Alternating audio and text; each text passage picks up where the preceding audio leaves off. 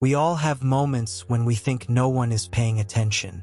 In those quiet, private spaces of our lives, who we truly are comes to light. This is a story about George, an ordinary man who discovered that the person watching him the most was the one staring back at him in the mirror.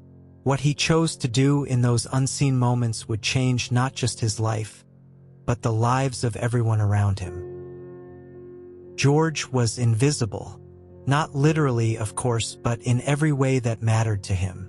He was 42 years old, worked as a janitor at Riverside Elementary School, and lived alone in a small apartment above a laundromat. When he walked down the street, people looked through him. When he cleaned classrooms after hours, teachers packed up their things and left without saying goodbye. He had become part of the furniture, noticed only when something was dirty or broken.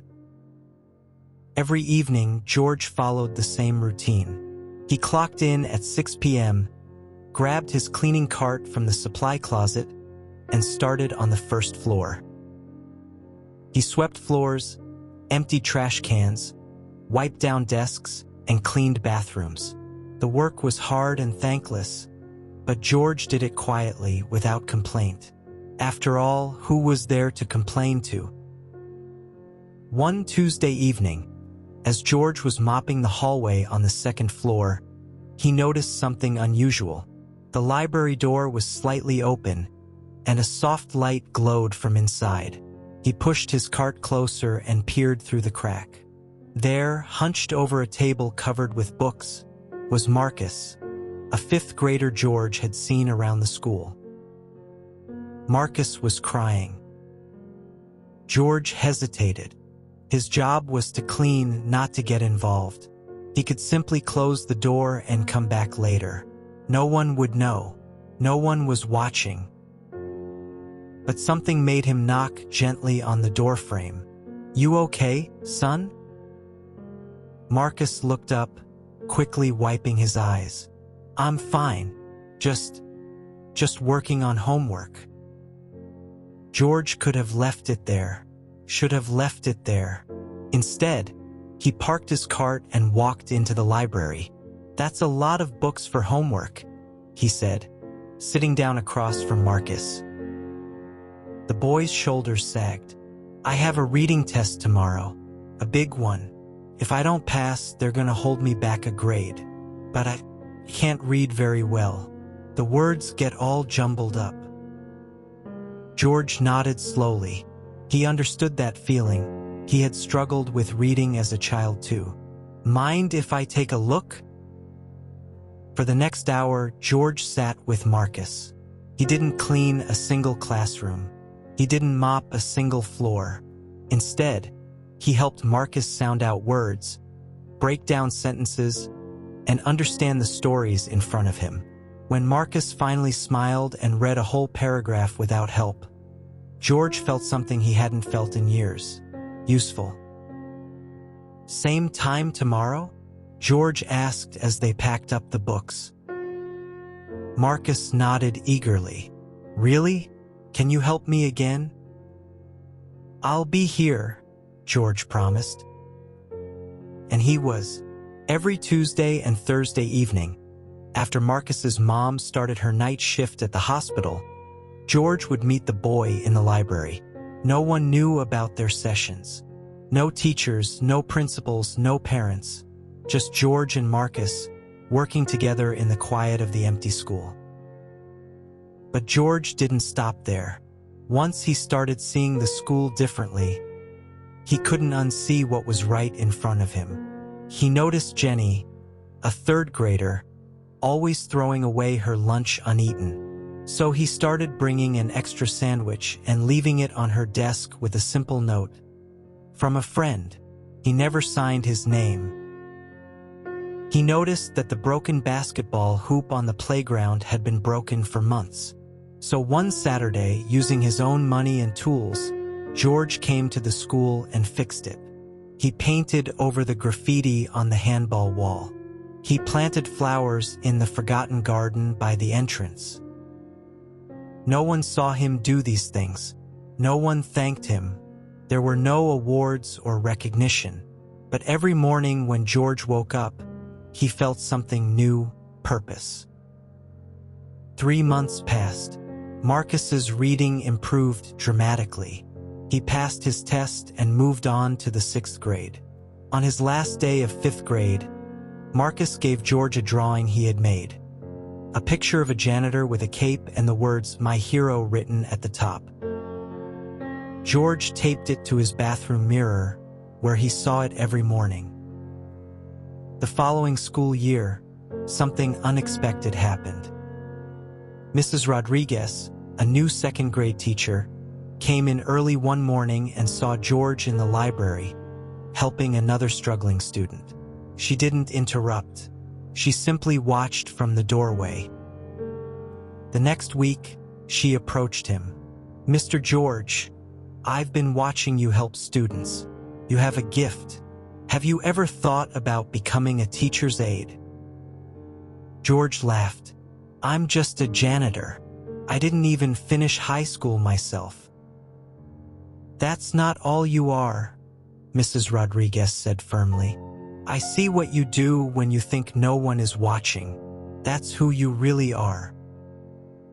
Her words echoed in George's mind for days.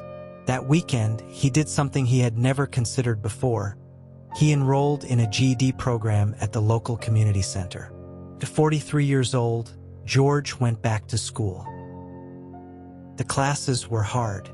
After 8 hours of cleaning floors, George would sit in a classroom full of people half his age, struggling with algebra and essays.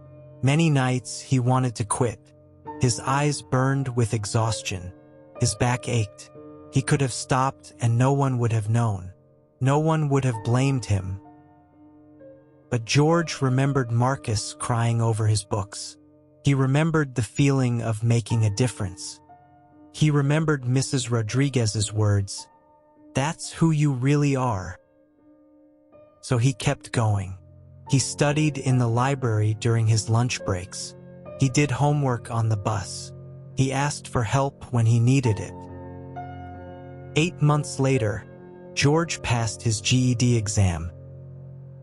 When he told Mrs. Rodriguez, she hugged him with tears in her eyes. "I knew you could do it," she said. Then she handed him an application. "The school is looking for a teacher's aide. I already recommended you." George got the job. His salary barely increased, but his life transformed completely. He worked directly with struggling students, helping them with reading, math, and homework. He still cleaned classrooms sometimes. Old habits die hard, but now students knew his name. They waved to him in the hallways. They asked him for help with their problems. One afternoon, 2 years after that first night with Marcus in the library, George received a letter. It was from Marcus, now in 7th grade at the middle school. The letter read, "Dear Mr. George, I wanted to tell you that I got straight A's this semester. My mom cried when she saw my report card. My teacher said I'm reading at a 9th grade level now. I'm not writing this to brag. I'm writing because I want you to know that you changed my life. That night in the library, when you could have just walked away, you chose to stay. You didn't have to help me. No one was watching. No one would have known. But you did it anyway, and that made all the difference. Thank you for showing me that who we are when no one is watching is who we really are. I want to be like you when I grow up. Your friend, Marcus." George read the letter 3 times, tears streaming down his face. He had spent so many years feeling invisible, feeling like his life didn't matter. But all along, he had been wrong. His life had mattered enormously. He just couldn't see it until he started living it differently. That night, George did something he hadn't done in years. He called his sister, whom he had lost touch with. They talked for an hour. He started volunteering at the community center where he had gotten his GED, helping other adults learn to read. He joined a bowling league. He started saying hello to his neighbors. George had spent 42 years waiting for someone to notice him, to validate him, to tell him he mattered. But the truth he finally learned was simpler and more powerful. He had to notice himself first. He had to validate himself. He had to decide that he mattered.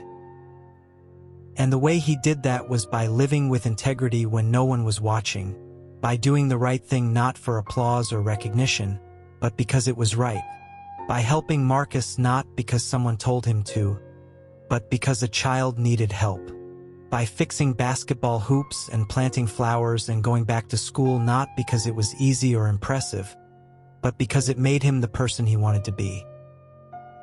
5 years later, George became a full-time teacher. He taught reading to struggling students, and he was good at it, really good. Parents requested him. Students loved him. Awards and recognition finally came, though by then, George had learned they didn't matter as much as he once thought. What mattered was the person he saw in the mirror each morning. What mattered was knowing that whether anyone was watching or not, he was living a life of purpose, kindness, and growth. Because George had learned the most important lesson of all. The person watching us the closest is ourselves, and we can either be proud of what we see or ashamed of it. The choice is always ours. George's story reminds us that character is not what we do when the spotlight is on us. Character is what we do in the quiet moments, in the ordinary decisions, when we think no one will ever know. Those are the moments that define us. Those are the moments that change us. And ultimately, those are the moments that change the world, one small act of kindness at a time. Who you are when no one is watching is who you really are. Make sure it's someone you're proud to be.